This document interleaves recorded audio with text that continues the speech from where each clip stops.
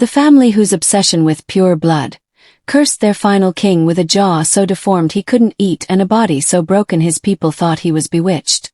But what if I told you there was another dynasty? Rulers of the wealthiest, most dazzling empire on earth, whose commitment to keeping it in the family was so absolute, it made the Habsburgs look like amateurs. A family whose sacred duty was to marry their own sisters. A dynasty whose bodies became so bloated and diseased that their own statues couldn't hide the truth. A royal line where murdering your own brother to seize power was just another Tuesday. Forget Charles the Bewitched. You're about to meet the Ptolemies of Egypt. And if you think you know their story because of Cleopatra, buckle up. The truth is a masterclass in genetic self-destruction that will change everything you thought you knew about absolute power. 1. The Golden Rule. Marry your sister, murder everyone else. When Alexander the Great's empire shattered, his general, Ptolemy, seized the greatest prize, Egypt. To rule like a god, he decided his family had to act like gods. And the gods of Egypt had a very strange tradition. They married their sisters. For the next 300 years, this wasn't just a suggestion. It was the law of the land. Brother married sister, uncle married niece, and the family tree stopped being a tree and became a tangled, twisted wreath. This wasn't about love. It was about concentrating power so intensely that no outsider could ever touch it. But when your only rivals are your own siblings, palace life becomes a horror show. Ptolemy IV allegedly poisoned his father. Ptolemy VIII murdered his teenage nephew and dismembered his own son, sending the body parts to the boy's mother, his own wife and sister, as a birthday gift. You don't learn this in history class, but for the Ptolemies, a family reunion was less about celebration and more about survival. The Ptolemaic physique. A body at war with itself. You'd think the rulers of Egypt, the breadbasket of the ancient world, would be fit, powerful figures. You would be wrong. Ancient coins and statues, even the ones meant to be flattering, reveal a horrifying truth. The Ptolemaic men were grotesquely obese. We're talking about kings with bloated torsos, swollen necks, and pronounced fleshy breasts, a condition modern doctors call gynecomastia. But the most disturbing feature was their eyes. Many of them were depicted with bulging, protruding eyes, a condition known as exophthalmos. Imagine the king of the most powerful nation on earth, a man worshipped as a god, staring at you with the wild, swollen eyes of someone suffering from a severe thyroid disease. Historians now believe the entire dynasty was plagued by a genetic disorder, possibly Froelich syndrome, which causes obesity, underdeveloped reproductive organs, and stunted growth.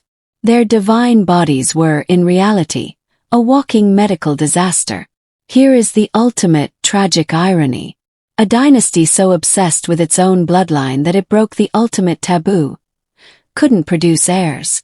The genetic feedback loop of brother-sister marriage had a catastrophic side effect: rampant infertility and infant mortality. Queens were subjected to bizarre fertility rituals, desperately trying to conceive a child that wasn't too broken to survive. For every Ptolemy that made it to adulthood, countless others likely died in the cradle, their tiny bodies ravaged by the sins of their ancestors. This desperation for an heir fueled even more chaos.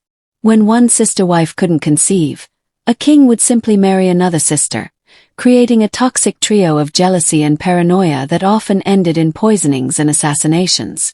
Their sacred bloodline was becoming a genetic dead end.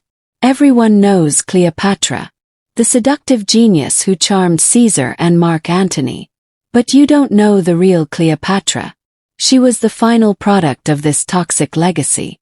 A woman born from 3 centuries of incest. She didn't just have one sibling husband. She married 2 of her own younger brothers to secure her throne, and almost certainly had one of them murdered.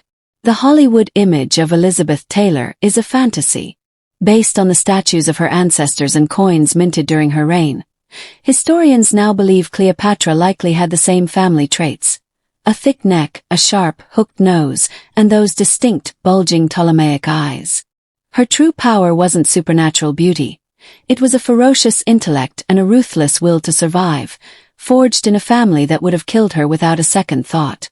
She was the most intelligent, most capable, and most dangerous product of a deeply damaged gene pool. Unlike Charles II, there was no royal physician to perform a detailed autopsy on the last Ptolemies. But archaeologists have found something even more telling: their skeletons. When the bones of the Ptolemaic elite are unearthed, they don't tell a story of gods. They read like a medical textbook of horrors. Skulls are often warped into strange shapes. Teeth are riddled with abscesses and disease. Bones show evidence of chronic, painful conditions. This is the final receipt for 300 years of incest. The proof that their quest for divine purity created a dynasty of walking invalids. They thought marrying their sisters would make them immortal gods, but in the end, it just made them cautionary tales, proving that no amount of gold or power can save you from the enemy within your own veins. If these dark secrets of history fascinate you, hit that subscribe button. Because the textbooks have barely scratched the surface of what really happened.